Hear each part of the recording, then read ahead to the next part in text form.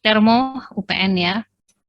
PPT-nya dari sana. Ya, jadi kita masih di bab 2 melanjutkan pada hukum termo 1 dinamika atau hukum 1 termodinamika. Nah, pada minggu yang lalu kita sudah membahas 3 subbab, yaitu tentang eksperimen Joule, kemudian internal energy, dan the first law of thermodynamica gitu ya. Jadi sekilas balik ya, kalau kemarin saya gambarnya itu jelek ya, ini adalah gambar istilahnya yang mendekati aslinya gitu ya. Jadi kita ulas sedikit tentang pertemuan minggu lalu. Jadi landasan dari first law of thermodynamica itu adalah percobaan dari eksperimen ya. Nah, eksperimen Joule ini bentuknya seperti ini gitu. Jadi ada suatu silinder berpengaduk ya, di dalamnya diberi fluida gitu, air lah katakanlah, kemudian diberi termometer dan pengaduknya ini dihubungkan dengan suatu beban ya, karena tidak ada listrik, jadi dia menggunakan suatu beban, di mana nanti kalau bebannya ini diturunkan, dia akan memutar poros dari pengaduknya ini sehingga pedalnya atau pengaduk yang ada di dalam dari bejana ini akan berputar ya. Nah, ternyata gitu ya. Dan satu hal lagi yang perlu digarisbawahi bahwa ini itu sistemnya adalah adiabatis ya, artinya tidak ada perpindahan panas masuk keluar sistem. Jadi semuanya diisolasi gitu ya. Jadi tidak ada perpindahan panas ya. Nah, saat tadi saya ulang bebannya itu dilepas gitu ya, atau diturunkan ke bawah, maka nanti dia akan menggerakkan porosnya dari si pedalnya ini, pengaduknya, sehingga pengaduknya bekerja. Dan ternyata dari termometer diketahui bahwa temperatur di dalam fluida ini mengalami kenaikan gitu ya. Nah, sehingga artinya di sini kerja diberikan kepada sistem melalui pengaduk, ya kan? Yang akibat dari massa ini, akibat dari beban ini bergerak gitu ya. Nah, ini sebesar M dikalikan dengan G-nya gitu ya. Nah, jumlah kerja ini itu besarnya setara dengan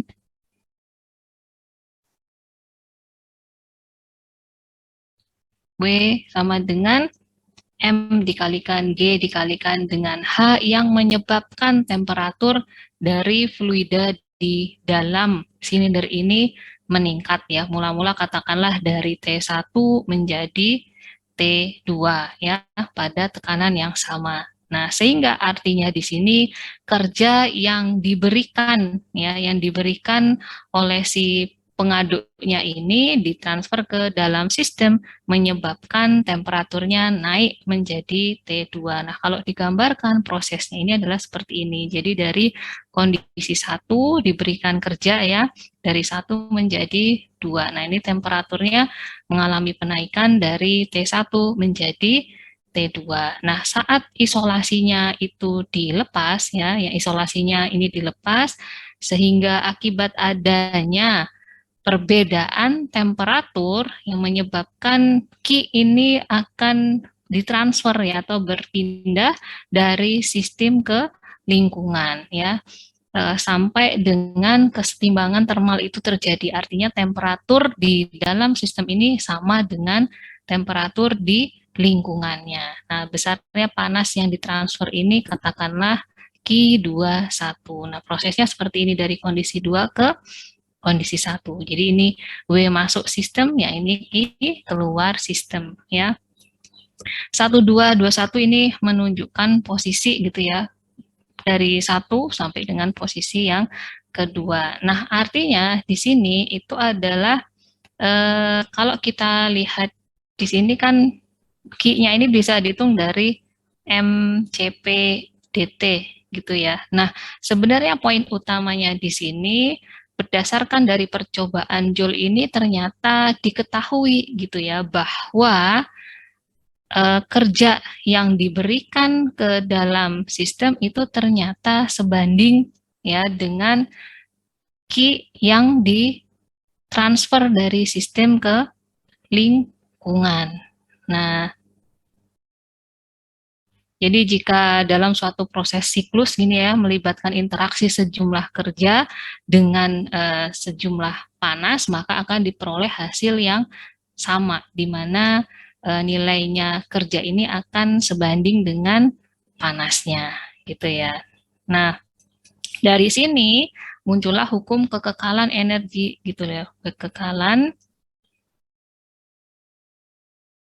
energi yang menyatakan bahwa panas itu tidak dapat atau energi itu tidak dapat diciptakan ataupun dimusnahkan, hanya dapat ya berubah bentuk dari bentuk satu ke bentuk yang lain. Nah, itu adalah konsepnya muncul hukum kekekalan energi. Nah, masalahnya gitu ya, yang timbul adalah gitu ya,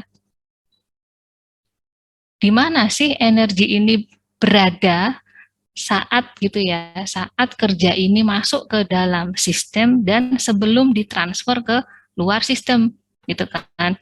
Berarti kan energinya transit dulu nih ya kan, ketika dia dari bentuk kerja gitu ya. Kemudian nanti setelah menaikkan temperatur dari cairan di sini, kemudian kalau isolasinya dibuka, dia akan terjadi perubahan temperatur ini menyebabkan apa namanya, Q-nya itu berpindah dari sistem ke lingkungan. Nah, masalahnya di antaranya itu si energinya itu di mana sih gitu ya, sebelum sesaat setelah dia ditambahkan ke dalam sistem dan sebelum dia ditransfer ke dalam sistem. Nah, jawabannya energi itu ya yang ditransfer dalam bentuk kerja ke dalam sistem itu dan juga sebelum dia ditransfer ke luar sistem itu terkandung di dalam cairan yang disebut dengan energi dalam. Makanya keluarlah statement internal energy atau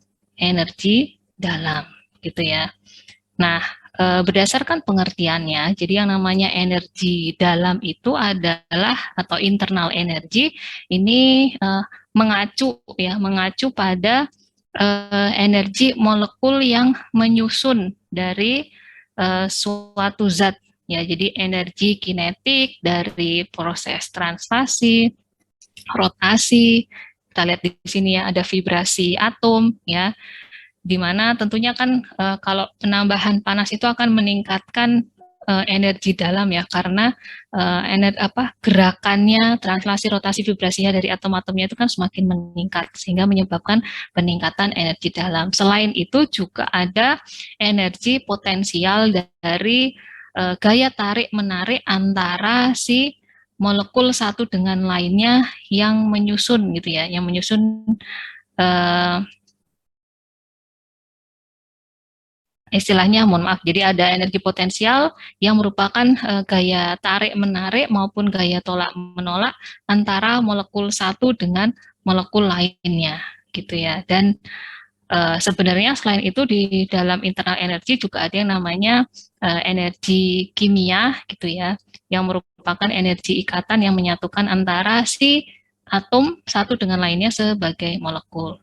Nah, jadi energi dalam ya, khususnya energi kinetik dan potensial ini itu secara mikroskopik gitu ya. Jadi dilihat dari atom dan molekulnya. Nah, ini berbeda dengan energi kinetik makroskopik yang kalau kalian lihat itu adalah perpindahan materi dari tempat satu ke tempat yang tinggi, atau misalnya gara-gara perubahan energi kinetik yang disebabkan adanya perubahan kecepatan dari materi tersebut. Nah, ini berbeda gitu ya. Jadi energi kinetik dan potensial di dalam energi dalam ini berhubungan dengan vibrasi, rotasi, translasi dari atom atau molekulnya dan juga gaya tarik menarik, tolak menolak antara molekul satu dengan lainnya di dalam zat itu ya. Nah, oleh karena itu the first law thermodinamika ya itu nanti mengatakan gitu ya. Jadi bahwa pada dasarnya Q dan W yang ditransfer dari dan atau ke dalam sistem itu tidak muncul atau hilang begitu saja ya, tetapi lebih mengarah kepada adanya perubahan energi dalam ya, di mana dia transit dulu ya sebelum dia berpindah ke bentuk yang lain, sehingga kalau secara matematis itu bisa dituliskan ya seperti ini. Jadi boleh biasanya dibalik ya, jadi delta U itu sama dengan plus minus Q plus minus W. Nah, untuk tanda ini sendiri kemarin sudah terjadi kesepakatan ya, kalau plus berarti adalah sistem mohon maaf, jadi kerja dan panas itu masuk ke dalam sistem. Kalau negatif artinya adalah sistem itu mentransfer kerja atau panas ke lingkungan, seperti itu. Nah, kita ulang kembali ya, dari sini kita selalu ngomongin sistem dan lingkungan terus. Nah, jangan lupa gitu ya. Jadi sistem dan lingkungan ini sangat penting ya, karena merupakan suatu acuan nanti yang akan menjadi batasan pada proses yang akan kita tinjau gitu ya, di mana yang namanya sistem itu adalah bagian dari alam yang akan kita tinjau, sedangkan yang di sini maksudnya keliling ya, dalam PPT ini keliling artinya adalah lingkungan, itu adalah bagian di luar sistem yang masih memiliki hubungan panas atau kerja dengan sistem tersebut. Nah, pasti udah nggak asing lagi ya kalau sistem itu dibagi menjadi 3, ada tertutup, terbuka, terisolasi. Yang membedakan hanyalah kalau pada sistem tertutup itu hanya terjadi transfer energi saja ya. Kalau pada sistem terbuka itu yang terjadi itu bisa dua-duanya, yaitu massa dan energi. Sedangkan kalau terisolasi baik massa maupun energi itu tidak dapat dipindahkan atau istilahnya transfer masuk atau keluar sistem. Bayangin saja termometer yang ada di dapur seperti itu.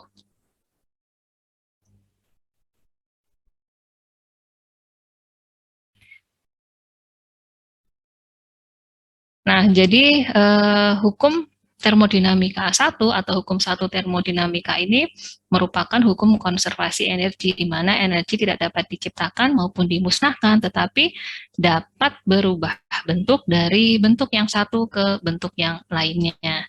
Dan jumlah energi total adalah konstan. Jadi hukum termodinamika 1 ini disebut dengan hukum kekekalan energi. Nah, jadi pada termodinamika ya, jadi secara matematis ditulis seperti ini ya, hubungan antara sistem dengan lingkungannya, bahwa jumlah perubahan energi pada sistem ditambah dengan perubahan energi dari lingkungan itu sama dengan 0, di mana perubahan energi dari sistem itu bisa berubah-ubah karena bermacam-macam kejadian ya. Misalnya ada perubahan energi dalam, ada perubahan energi kinetik, ada perubahan energi potensial, ada perubahan energi kinetik dari sistem dalam keseluruhan atau bagian dari sistem. Dan di dalam konteks termodinamika gitu ya, bahwa perubahan energi lingkungan itu dalam bentuk Q dan W gitu ya. Jadi artinya dalam termodinamika Q atau panas, W kerja ini mewakili aliran energi yang melintasi batas antara sistem dengan lingkungan. Jadi Q dan W ini dia tidak disimpan atau dikandung dalam sistem. Jadi dia tidak disimpan di dalam sistem ya. Nah, berbeda dengan energi dalam, energi kinetik dan energi potensial ini merupakan energi yang mewakili atau energi-energi yang terkait dengan sistem. Nah, sesuai dengan perjanjian kemarin gitu ya, bahwa untuk persamaan U, delta U, perubahan U sama dengan plus minus Q plus minus W. Nah, itu sudah kita buat perjanjiannya bahwa Q yang bertanda negatif ini artinya adalah panas keluar dari sistem. Artinya panas ini dari sistem menuju ke lingkungan atau panas ditransfer dari sistem ke lingkungan. Nanti terserah bagaimana kalian merepresentasikannya. Yang penting maksudnya dari I-nya bernilai negatif itu kalau ada transfer panas dari sistem ke lingkungan. Sedangkan kalau positif artinya sistem ini menerima panas atau panas diperoleh dari lingkungan masuk ke sistem. Kemudian hal yang sama untuk kerja, kalau bertanda negatif artinya adalah kerja ini diberikan dari sebentar.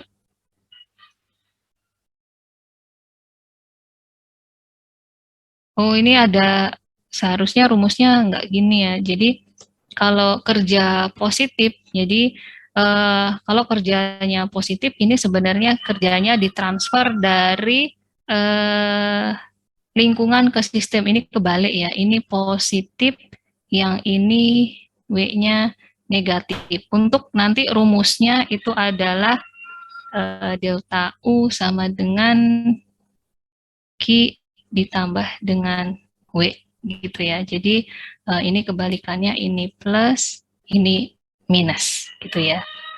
Dan energi dalam sistem seperti yang sudah saya sebutkan tadi bahwa ada energi dalam U ya, atau ditulis dengan E kemudian ditambah dengan EK ditambah dengan EP.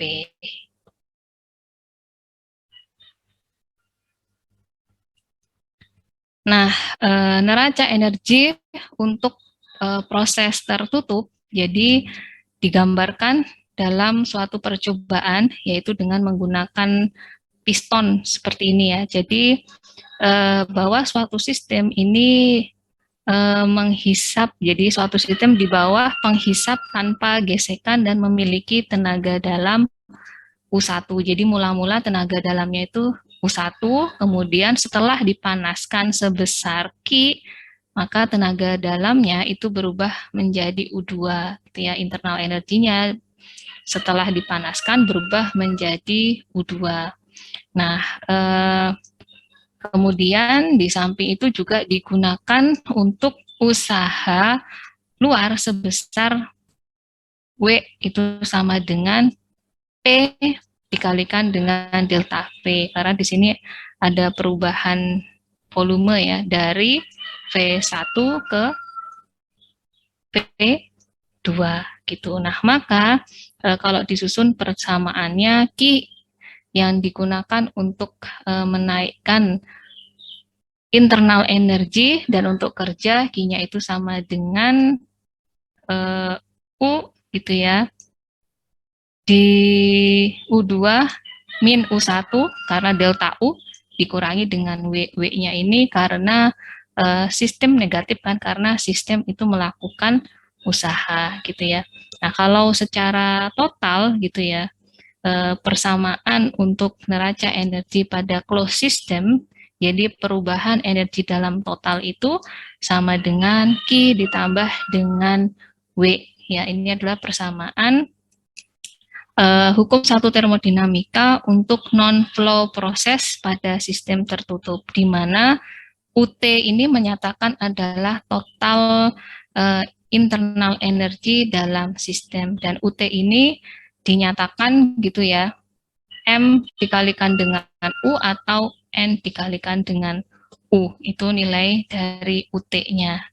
Nah, kalau VT itu adalah massa dikalikan dengan volume, sedangkan kalau volume total itu juga bisa diartikan mol dikalikan dengan volumenya. Sehingga kalau tadi ini diganti ya UT-nya ya, diganti dengan mol dikalikan dengan energi dalam, maka akan seperti ini, persamaannya berubah menjadi seperti ini. Nah, kemudian apabila terjadi perubahan yang sangat kecil ya, jadi kalau didiferensialkan itu persamaannya akan menjadi dNu sama dengan dQ plus dW gitu ya. Kalau molnya sama dengan 1, nah berarti nanti persamaannya menjadi perubahan energi dalam sama dengan Q plus W, atau jika perubahannya itu terjadi secara kecil gitu ya, maka diferensialnya DU sama dengan dQ plus dW. Nah, ini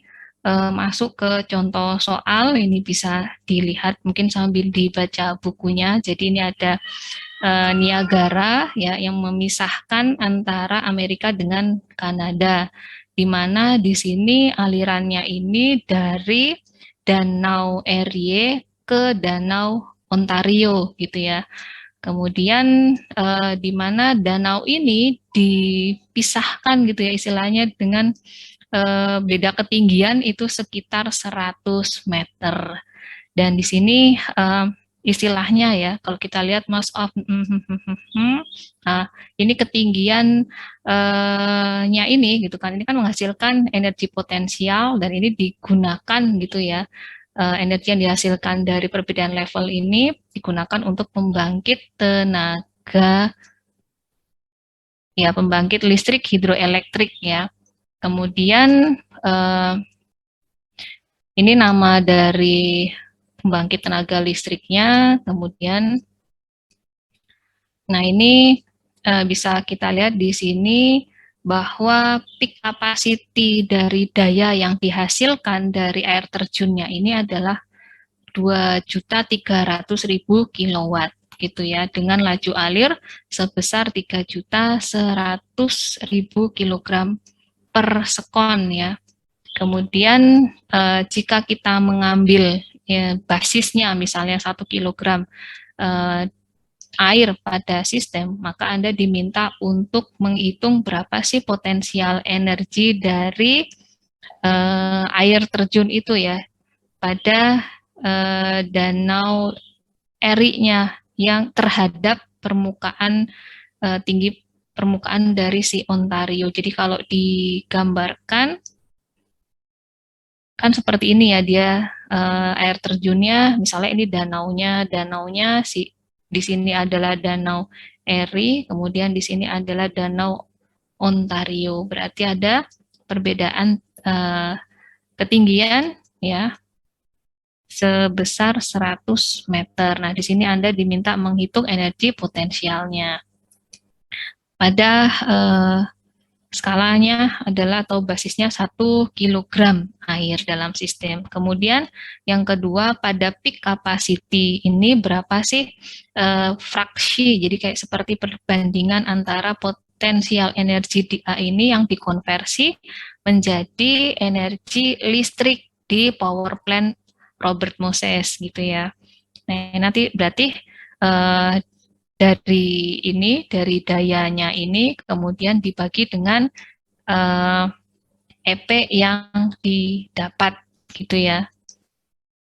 Kemudian jika temperatur dari air tidak berubah ya selama proses atau secara keseluruhan proses, berapakah laju panas ya atau yang menjadi atau membentuk panas itu istilahnya ya. Nah, kalau kita ini sudah ada penyelesaiannya di bukunya ya, Smith-Vanes latihan contoh 21.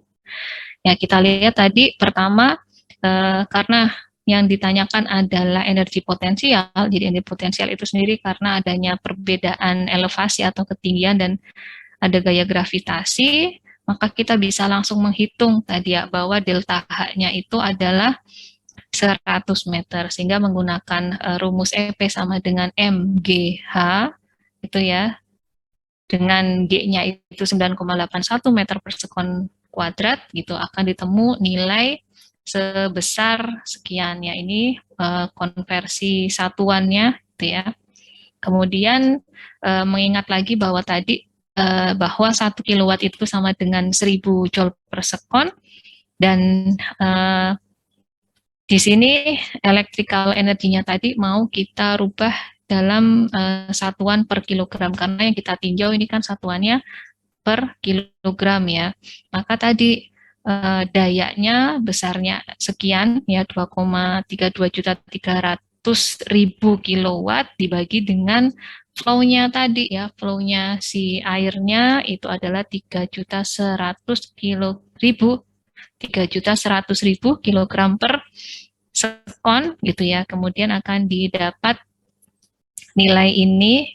Nah, dari sini kita konversi ke satuan joule per kilogram ya.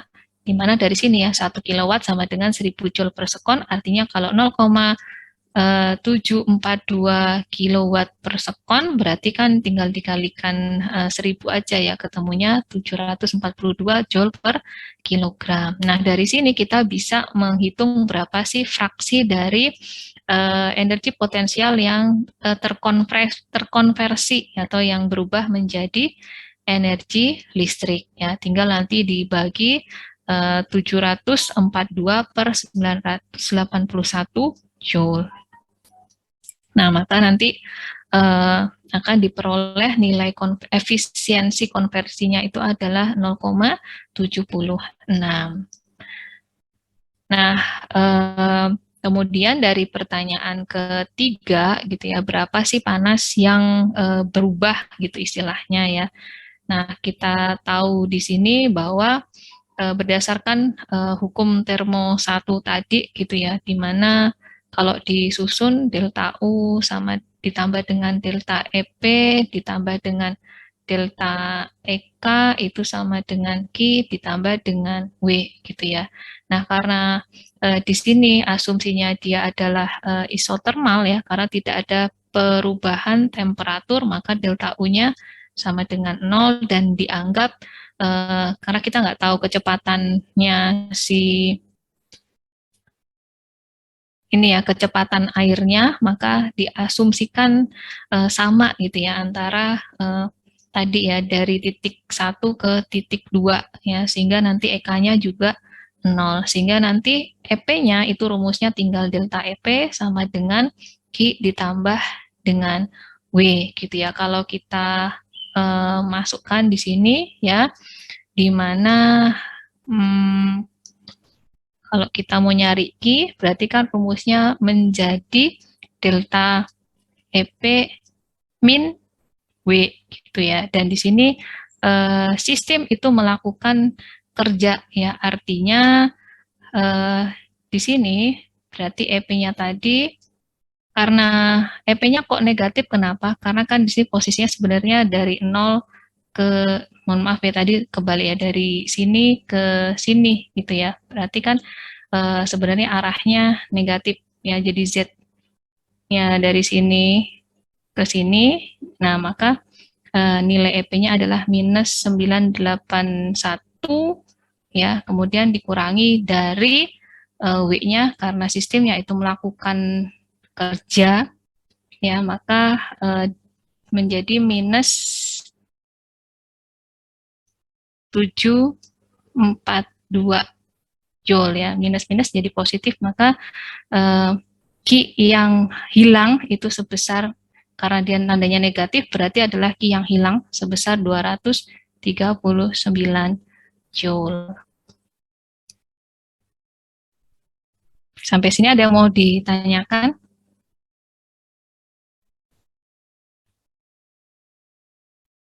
Halo? Nggak Jangan ada, tidur Bu. ya. Belum. Jangan tidur ya. Tidak ada, Jangan Bu. tidur, jangan tidur ya. Ini jam-jam ngantuk. Oke. Kita lanjut ke contoh yang nomor 2. Sebentar, ada panggilan. Baik. Kemudian yang kedua ini tentang turbin angin ya. Di sini ada suatu industrial scale dengan turbin angin memiliki efisiensinya itu 0,44 untuk dan kecepatan anginnya itu sekitar 9 meter per sekon. Nah, di sini artinya bahwa kalau yang namanya efisiensi 0,44 ya atau 44% itu artinya adalah di mana ini ya energi kinetiknya itu akan terkonversi sebesar 44% menjadi energi listrik ya, atau konversi energi kinetik menjadi energi listrik itu sebesar 44%.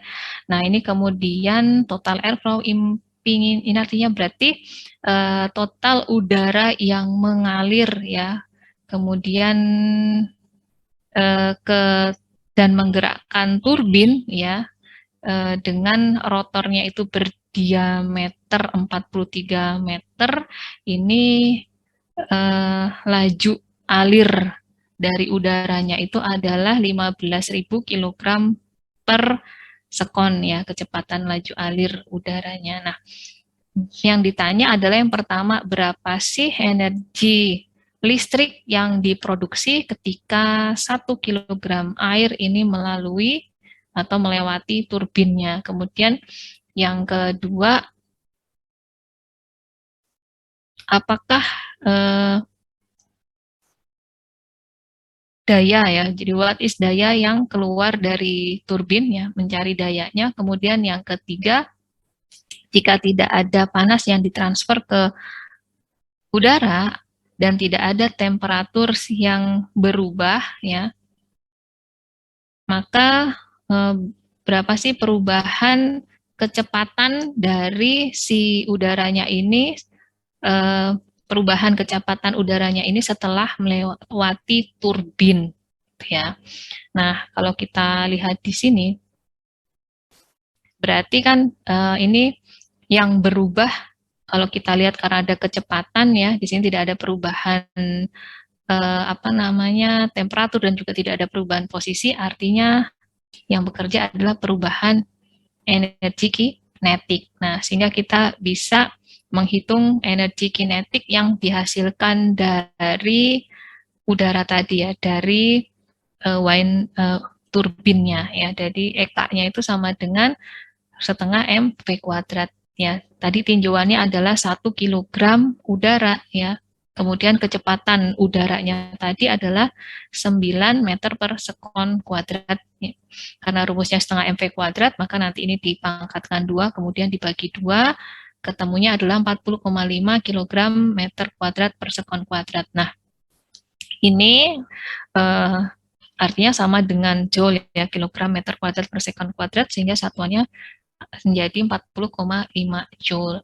Nah, karena tadi efisiensi konversinya itu hanya 0,44, artinya energi kinetik yang berubah menjadi energi listrik ya yang diproduksi 1 kg air atau per 1 kg udara, mohon maaf ya, 1 kg udara itu adalah 0,44 dikalikan dengan si energi kinetik yang dihasilkan, yaitu 40,5, artinya 17,8 joule ya. Nah, kemudian yang ditanyakan di sini tadi berapa sih powernya ya, berapa daya yang dihasilkan, karena tadi itu jumlah udara yang digunakan ya, laju alir udaranya itu adalah 15.000 kg per sekon, maka nanti tinggal dikalikan dengan energi kinetik yang dihasilkan atau yang digunakan, yang akan dikonversi ke energi listriknya gitu ya, sehingga nanti tinggal dikalikan, ketemunya adalah 267.000 joule per sekon, artinya sekitar 267 kilowatt, karena tadi 1 kilowatt sama dengan 1000 joule per sekon ya. Nah, kemudian jika temperatur dan tekanannya tidak berubah, maka dan juga internal energinya tidak berubah, oleh karena itu perubahan dari potensial energi gravitasionalnya juga dapat diabaikan gitu ya. Oleh karena itu tidak ada transfer panas ya, maka nanti persamaan dari hukum termo satunya kalau kita susun di mana yang terkandung dalam sistem sama dengan yang terkandung yang ada di lingkungan, jadi delta U ditambah dengan delta EK ditambah dengan delta EP sama dengan Q plus W gitu ya. Nah, di sini ya kan delta U-nya itu kan sama dengan 0 ya. Kemudian delta EK-nya itu ada ya, delta EP-nya itu juga 0, neglect, jadi diabaikan dan juga tidak ada perubahan, tidak ada panas yang ditransfer. Nah, ini juga 0 sehingga nanti rumusnya tinggal delta EK atau EK2 min EK1 sama dengan W gitu ya. Karena kan kita posisinya ingin mencari kecepatan ya keluar dari turbin tadi ya, sehingga nah ini sama dengan negatif 17,8 Joule per kilogram gitu ya, sehingga nanti delta EK-nya itu EK ini kan persamaannya jadinya nanti yang dilihat yang ini ya. Nah, sehingga nanti EK2 ini sama dengan EK1 plus W gitu ya. Tapi karena di sini nilainya W-nya itu negatif gitu ya, maka nanti si EK1-nya tadi yang mula-mula kan 40,5 dikurangi dengan minus 17,8 ya, yang dikonversi menjadi listriknya tadi ya, sama dengan 22,7 Joule per kilogram, sehingga nanti nilainya sekian. Nah, ini adalah nilai EK2 ya, jadi energi kinetik yang sudah melewati turbin ya. Nah, sehingga nanti sesuai dengan rumusnya bahwa EK itu adalah setengah M V kuadrat ya, artinya nanti V-nya bisa dicari kalau EK-nya ketemu 22,7 gitu ya. Karena kan asumsinya masanya itu sama gitu ya, maka nanti U2-nya itu adalah tinggal ini dikalikan 2 kemudian di akar gitu ya, nanti ketemunya adalah 6,74 meter per sekon. Ya, jadi terjadi penurunan kecepatan gitu ya, setelah dia keluar dari turbin ya, dari 9 masuk ke turbin, kemudian keluar turbin 6,74, maka kecepatannya itu berkurang sebesar 2,26 meter per sekon.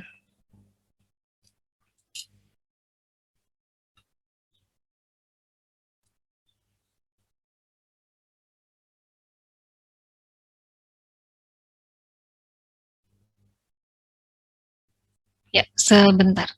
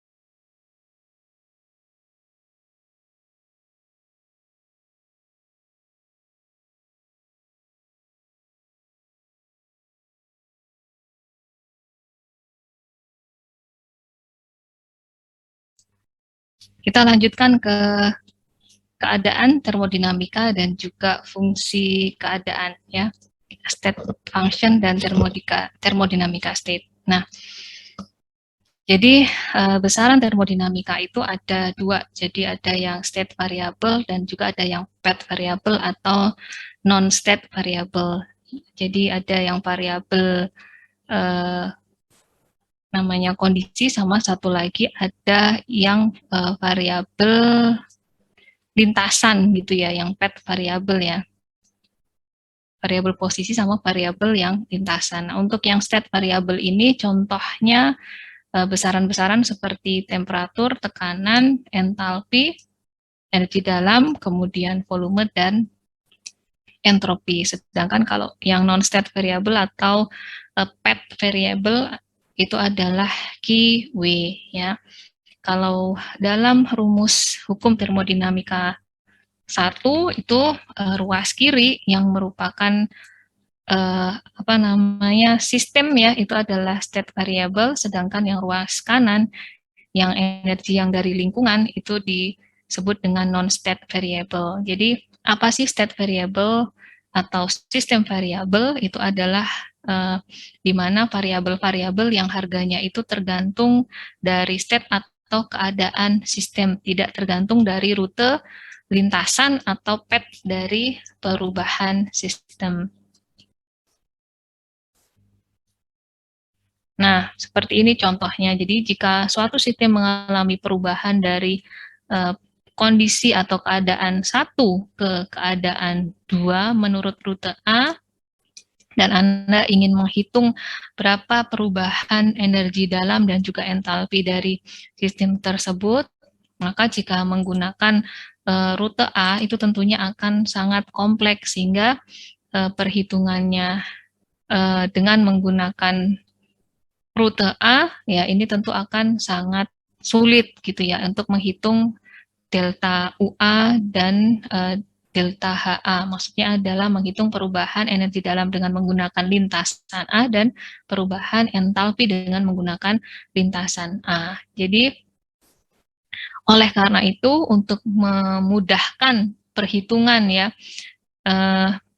untuk menghitung perubahan U atau delta U dan delta H, maka dibuat suatu lintasan atau rute hipotesis atau lintasan khayal yang lebih simpel ya, dengan menggunakan rute B atau dengan menggunakan rute C. Nah, oleh karena itu kita bisa lihat di sini bahwa yang namanya U dan H itu adalah state variable ya, di mana perubahan H dengan menggunakan lintasan A itu sama dengan besarnya perubahan H dengan menggunakan lintasan B dan juga C. Hal yang sama untuk perubahan energi dalam yang dihitung dengan menggunakan lintasan A, itu nilainya akan sama dengan B dan akan sama dengan C. Berbeda dengan pet variable gitu ya, di mana harganya ini nanti tergantung dari rute atau lintasan yang dilewati gitu ya. Jadi tergantung perubahan dari rute atau lintasan yang dilewati. Nah, di sini kerja dan kalor ini tergantung rute perubahan ya. Kecuali kita bisa mengganti W ini dengan menggunakan variabel-variabel state variabel tadi ya.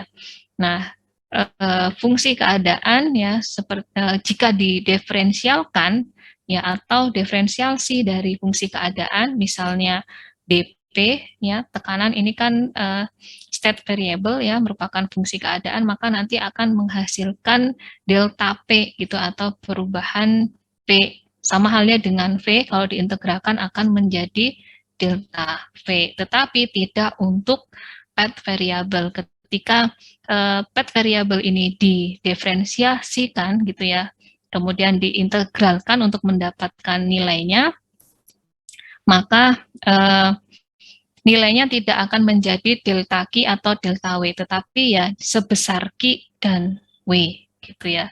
Nah, otomatis kan perhitungannya menjadi susah ya, padahal biasanya Q dan W ini yang paling banyak kita gunakan dalam perhitungan termodinamika. Nah, bagaimana caranya supaya mudah dihitung? Nah, nanti kita akan menggunakan persamaan hukum termodinamika 1 yang menyediakan korelasi antara state function dan non-state function. Seperti tadi sudah dijelaskan bahwa yang bagian kiri ini ya, cara gampangnya yang ruas kiri ini merupakan state variable dan ruas kanan dari persamaan matematis hukum termodinamika itu adalah non-state variabel, sehingga untuk menghitung gunakan hukum termodinamika 1 yang menyediakan korelasi antara state function dengan non-state function, sehingga besaran-besaran atau variabel-variabel non-state function ini dapat dihitung secara tidak langsung. Nah, jadi di sini contoh yang menggambarkan bahwa gitu ya, kalau misalnya dia itu suatu path function itu pasti nilainya akan berbeda ya, digunakan jalur yang berbeda juga maka harganya akan berbeda. Nah, di sini ketika sistem ini misalnya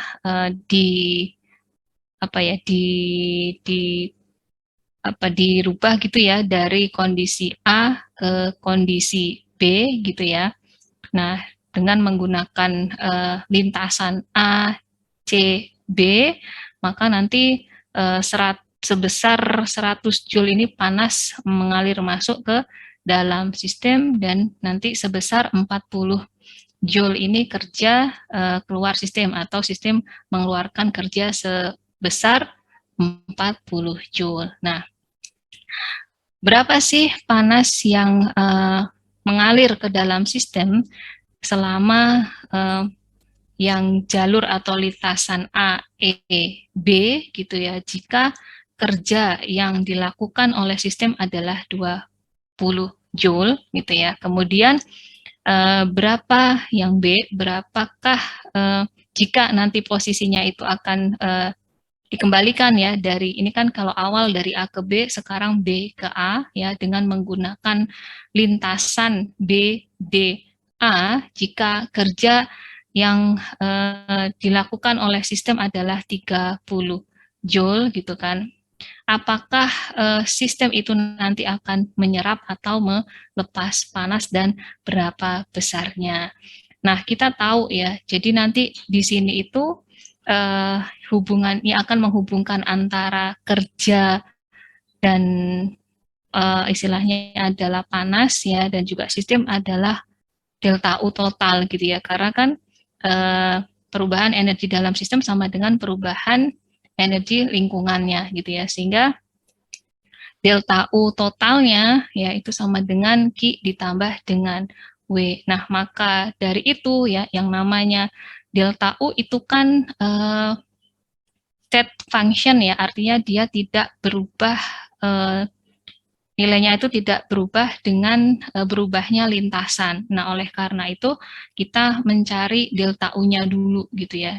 Delta U dari A ke B, karena delta U dari A ke B, kalau delta U-nya menggunakan lintasan AC, B, kemudian AE, B ini akan sama gitu. Yang berbeda nanti pada nilai Q dan W-nya, karena nilai Q dan W itu sendiri adalah fungsi dari lintasannya gitu ya. Sehingga kita cari dulu delta U-nya ya. Delta U AB ini ya, delta U AB ini sama dengan QACB ditambah dengan WACB. Nah, kita tahu kalau tadi itu sistemnya menerima panas ya sebesar 100 Joule dan dia melakukan kerja ya, dan sistem itu melakukan kerja sebesar 40 Joule. Jadi dia mentransfer kerja 40 Joule ke lingkungan sehingga tandanya menjadi negatif. Nah, ketemulah besarnya perubahan energi dalam ya sebesar 60 Joule. Nah, dari sini kita bisa menghitung berapa kalor yang masuk ke dalam sistem ya jika sistem tersebut melepas kerja ya atau mengerjakan kerja sebesar 20 Joule, karena kita ketahui bahwa nilai dari delta U totalnya atau energi dalamnya adalah tetap dengan menggunakan rumus yang sama tetapi dengan lintasan yang berbeda ya. Jadi delta U AB tetapi menggunakan lintasan A, E dan B. Nah, ini maka nanti kita bisa menemukan harga QAEB-nya dari delta UAB minus W-nya gitu ya, karena tadi delta U-nya adalah 60 dikurangi dari kerjanya, karena dia melakukan kerja sistemnya berarti min 20. Jadi 60 ditambah 20 ketemunya 80 Joule ya. Kemudian sekarang dibalik ya, istilahnya dia akan kembali posisinya dari B ke A tetapi melalui lintasan BDA ya.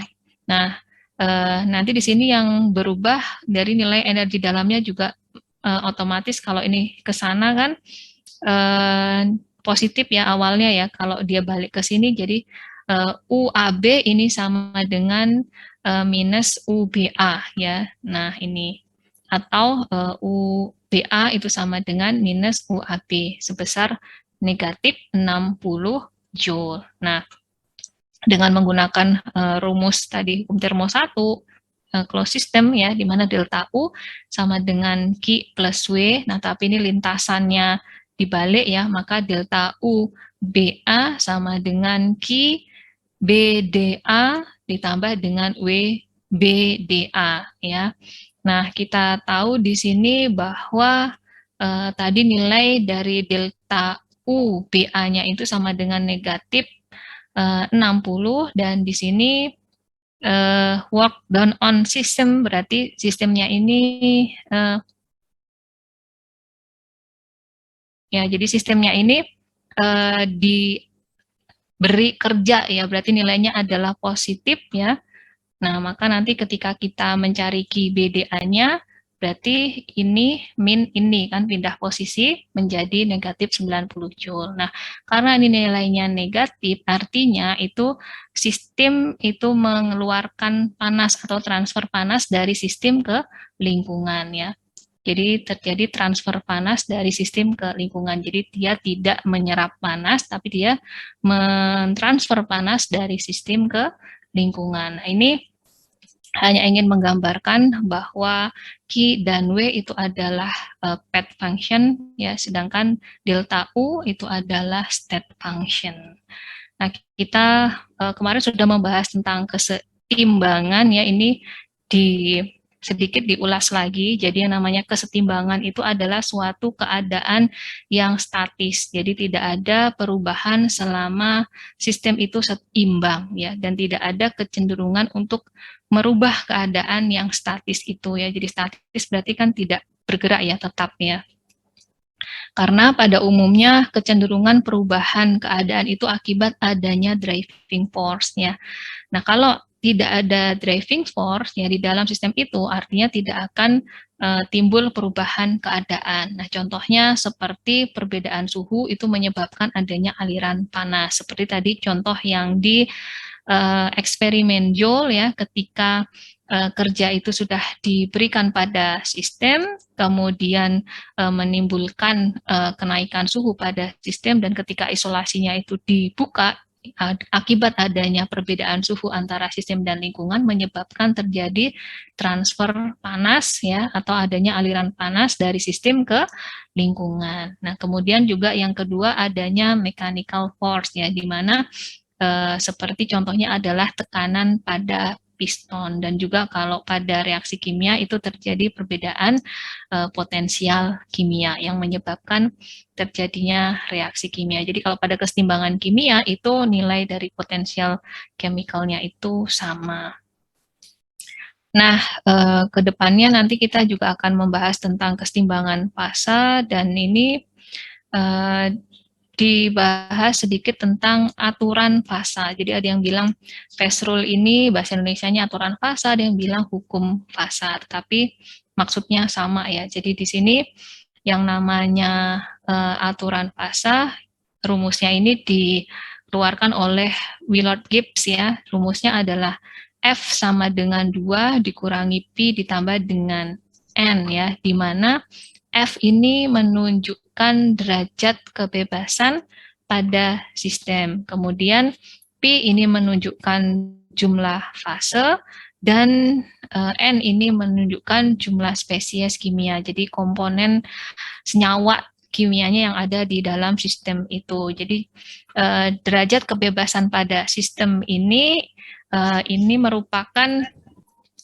jumlah besaran intensif yang harus ditentukan ya untuk mendeterminasikan atau untuk mengetahui ya keadaan sistem ya, dan antara besaran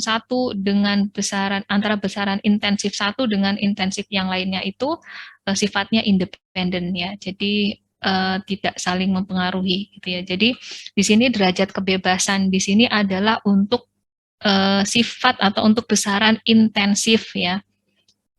Jadi bukan untuk besaran ekstensif ya. Jadi derajat kebebasan itu adalah jumlah besaran intensif yang harus ditentukan untuk mengetahui keadaan sistem. Ya, jadi seperti itu pengertiannya gitu ya. Dan Pi ini adalah jumlah fasenya. Fase ini adalah bentuk dari sistemnya gitu ya. Jadi misalnya cair, gas, padat gitu ya. Kemudian jumlah spesies ini adalah jumlah komponen senyawanya. Nah, nanti akan ada contohnya ya. Nah, di mana fase itu merupakan daerah homogen dari suatu benda. Jadi kalau gas atau campuran gas ini adalah karena dia homogen ya, misalnya air dengan udara, maka dia fasenya 1 ya. Jumlah fasenya adalah 1. Kemudian liquid atau campuran liquid yang homogen itu juga 1. Kalau padat itu beda kan, pasti ada misalnya ada gula, ada teh ya, berarti fasenya 2, gulanya gula padat ya, bukan yang larut dalam air. Nah, ini pengertian dari derajat kebebasan ya. Jadi seperti yang sudah saya katakan lagi, jadi banyaknya besaran intensif ya. Intensif besarannya di sini adalah besaran intensif ya, yang tidak dipengaruhi oleh ukuran sistem, yang dapat dipilih ya atau yang ditentukan ya, supaya bisa mendeterminasikan keadaan sistem ya pada kondisi yang setimbang gitu. Nah, contoh dari intensif ya tadi besaran seperti temperatur, kemudian tekanan, konsentrasi, densitas gitu ya. Nah, kemudian ini ada contoh soalnya ya untuk mengetahui F sama dengan rumus phase rule ini ya, F sama dengan 2 min P plus N gitu ya. Yang pertama, di sini adalah Anda diminta untuk mencari berapa sih derajat kebebasan dari sistem-sistem sebagai berikut, khususnya sistem antara cairan air yang setimbang dengan uapnya. Ya, kalau kita lihat dari sini, cairan air ya, berarti ini komponennya hanya 1 ya, berarti N-nya cuma 1 yaitu air. Nah, tapi di sini fasenya 2 ya, karena cairan dan uap ya, sehingga nanti derajat kebebasannya F sama dengan 2N min P plus N ya, maka nanti tadi di sini fasenya 2, ada uap dan ada cair, dan N-nya itu cuma 1 ya, air H2O, sehingga nanti derajat kebebasannya nilainya adalah 1. Nah, artinya pada sistem yang setimbang tersebut ya, pada tekanan cairan tertentu pasti titik didihnya pun tertentu, sehingga nanti diatur salah satunya T atau P ya. Jadi kalau melihat pada kurva setimbangan itu ya, antara P dengan T ya, kan ada yang ini ya garis timbangan antara cair dengan padat dengan cair, kemudian ada cair dengan gas, padat dengan gas, dan ada titik triple point-nya gitu ya. Nah, nanti yang namanya berada kesetimbangan antara cair dengan uap gitu ya, misalnya kan berarti yang di sebelah sini artinya pada kesetimbangan tersebut ya, kalau tekanan cairannya itu kita ketahui, maka kan suhu didihnya itu tertentu, sehingga nanti pada kesetimbangan itu cukup menentukan satu saja parameter atau variabel intensif ya. Kemudian nanti dari situ kita bisa menemukan variabel yang lain gitu. Kemudian yang kedua, cairan air yang setimbang dengan uapnya dan nitrogennya. Jadi cairan air setimbang dengan uap dan nitrogen. Nah, uap dan nitrogen ini bercampur ya. Berarti kalau kita lihat di sini itu ada dua fasa ya, ada cair dan ada uap ya. Nah, di sini molekulnya, senyawanya itu komponennya ada dua, yaitu air dan nitrogen ya. Dan di sini nitrogen dengan uap ini posisinya adalah campuran yang homogen ya, sehingga fasanya dihitung dua. Nah, oleh karena itu derajat kebebasannya menjadi 2 dikurangi 2 ditambah 2 sama dengan 2. Jadi adanya gas inert pada sistem keseimbangan tersebut, maka T dan P ini harus diatur dua-duanya agar sistem seimbang gitu. Jadi dia butuh dua variabel independen atau dua variabel intensif ya yang ditentukan untuk mendeterminasikan dari keadaan atau sistem keseimbangan tersebut. Nah, yang terakhir, larutan alkohol dalam air yang berkeseimbangan dengan uapnya. Nah, di sini berarti ada larutan ya, berarti cair dan ada uap ya, dan kemudian di sini komponennya adalah alkohol dan air, berarti komponennya dua, fasanya dua ya, sama seperti yang nomor 2.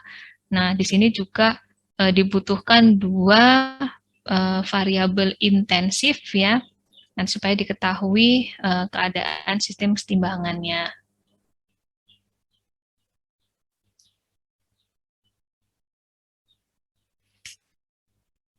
Nah, kalau misalnya campuran air ya, bagaimana kalau misalnya campuran air dengan minyak yang setimbang dengan uapnya?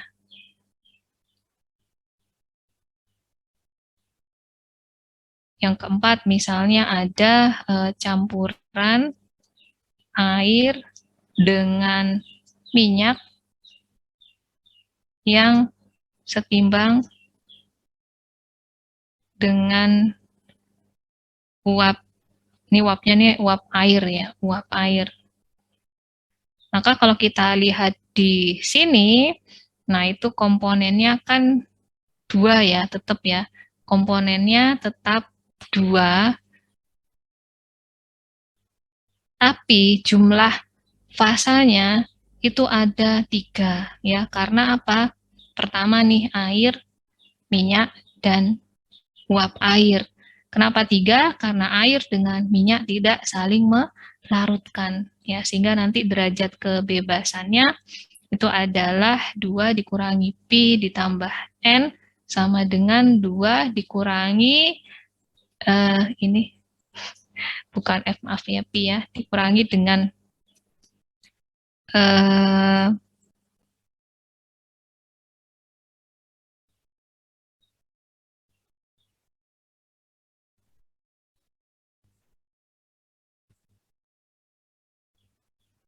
2 dikurangi dengan 3 ditambah 2 sama dengan berapa nih? 1. Seperti itu.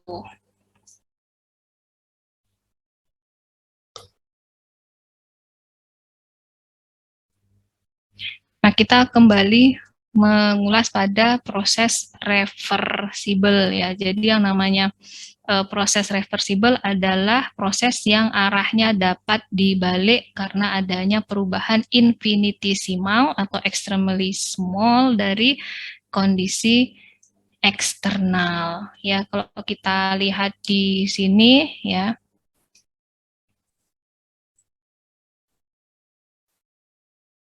Kalau kita lihat di sini gitu ya. Nah, ini termasuk ke yang proses reversibel, artinya ketika ini mula-mula kan pistonnya ditekan ya. Nah, kemudian nanti dia akan kembali lagi ke keadaan semula ini ya, keadaan reversibel, dikatakan reversibel di sini ya.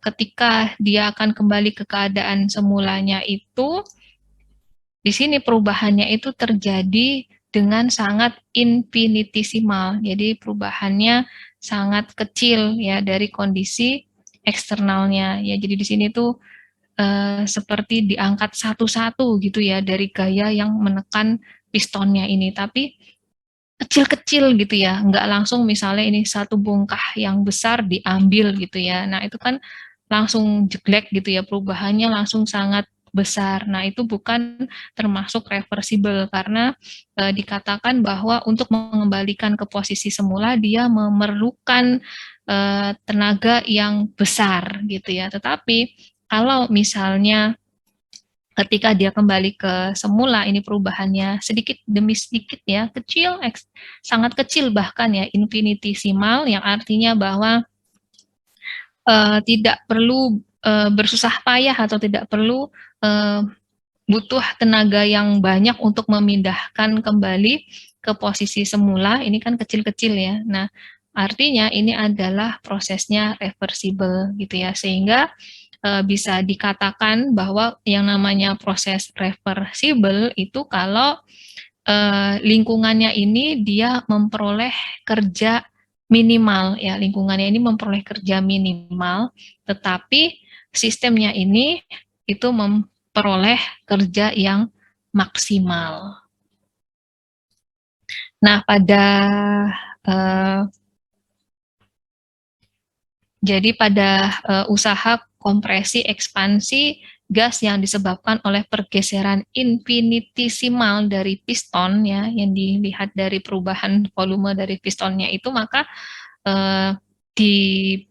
dapat di apa ya istilahnya persamaan dari kerjanya itu ya, perubahan kerja ya dalam proses yang infinitesimal itu dirumuskan seperti ini. Jadi karena dia sangat kecil ya, maka dW ya sama dengan min P dVt. Jadi ini adalah volume totalnya. Sehingga kalau mau mencari tahu berapa nilai W-nya ini diintegralkan ya dari kondisi 1 sampai dengan kondisi 2 ya. Jadi pada VT1 sampai dengan VT2 ya kan. Kenapa kok nilainya negatif di sini? Karena kan sistem melakukan kerja ya.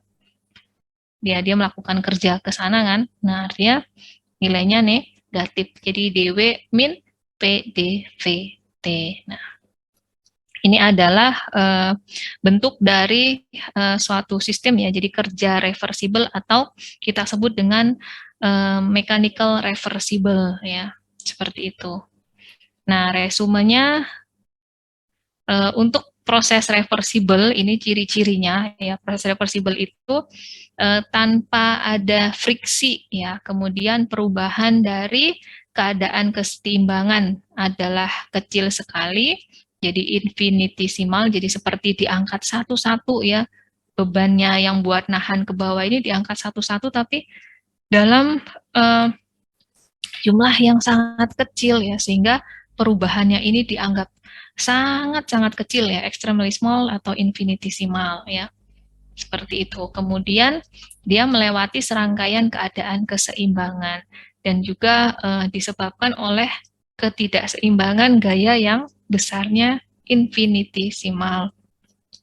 Kemudian arahnya dapat diubah di sembarang titik oleh adanya perubahan eksternal yang besarnya infinitesimal. Nah, jika arahnya dibalik, maka nanti akan melewati jalur yang semula dan akan kembali ke keadaan sistem dan lingkungan yang mula-mula. Jadi kembali ke keadaan awal gitu ya. Nah, artinya di sini secara keseluruhan itu ya, bahwa yang namanya proses reversible dari suatu sistem adalah proses yang berlangsung sedemikian rupa di mana terjadi kecil sekali perubahan sifat dari sistem itu sendiri. Jadi sangat kecil sekali perubahan sifat dari sistem itu sendiri, dan di sini sistem itu melewati atau mengalami serangkaian langkah yang apa ya, yang sangat kecil ya, step-step yang sangat kecil tak terhingga, di mana pada setiap langkah itu dia akan melewati serangkaian keseimbangan. Kira-kira seperti itu yang dimaksud dengan proses reversible. Nah, kita masuk ke dalam proses termodinamika dengan volume konstan. Ya, jadi kembali ke ini udah masuk sholat asar ya. Udah azan belum di sana? Sudah, Bu. Udah Sudah, selesai azan ya?